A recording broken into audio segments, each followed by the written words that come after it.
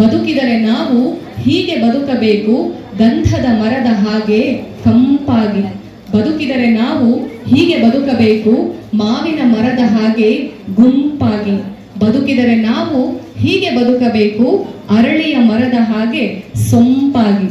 ಬದುಕಿದರೆ ನಾವು ಹೀಗೆ ಬದುಕೋಣ, ಬದುಕಿದರೆ ನಾವು ಹೀಗೆ ಬದುಕೋಣ.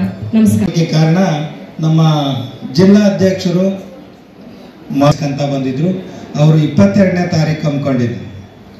ನಮ್ಮ ಸೊಸೈಟಿನಲ್ಲಿ ನಾವು ನಿರ್ದೇಶಕರಾಗಿದ್ದರಿಂದ 17ನೇ ತಾರೀಕು ನಾವು ಅಲ್ಲಿ ಆಚರಿಸಿದ್ರಿಂದ ಆ ಕಾರ್ಯಕ್ರಮಗಳ ಪಟ್ಟಿ ಒಳಗೆ ನಾವು ತಡವಾಗಿ ಆಚರಿಸ್ತಿರ್ಲಿಕ್ಕೆ ನಿಮ್ಮಲ್ಲಿ ನಾನು ವಿಷಾದವನ್ನು ವ್ಯಕ್ತಪಡಿಸ್ತಾ, ವಿಶ್ವ ಮಹಿಳಾ ದಿನಾಚರಣೆ ಇದು ಮೊದಲ ಆವೃತ್ತಿ ಅಮೇರಿಕದ ನ್ಯೂಯಾರ್ಕ್ ನಗರದಲ್ಲಿ ಫೆಬ್ರವರಿ 28, 1909 ನಡೀತದೆ.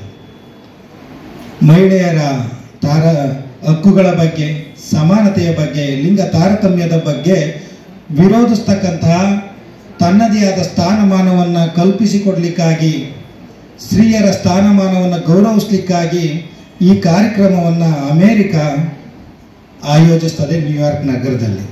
1910ರಲ್ಲಿ ಅಂತಾರಾಷ್ಟ್ರೀಯ ಮಟ್ಟದಲ್ಲಿ ಜರ್ಮನಿ ಹಲವು ದೇಶಗಳನ್ನು ಸೇರಿಸಿಕೊಂಡು ಈ ಕಾರ್ಯಕ್ರಮವನ್ನು ಹಮ್ಮಿಕೊಳ್ತದೆ.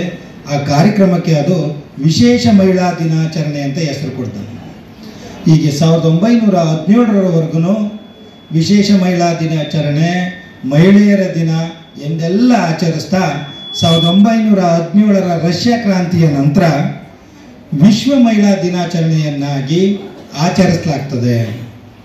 ನಂತರ 1977ರಲ್ಲಿ ವಿಶ್ವಸಂಸ್ಥೆ ಪ್ರಚಾರಪಡಿಸಿದ ನಂತರ ವಿಶ್ವಸಂಸ್ಥೆ ಎಲ್ಲ ಪ್ರತಿನಿಧಿ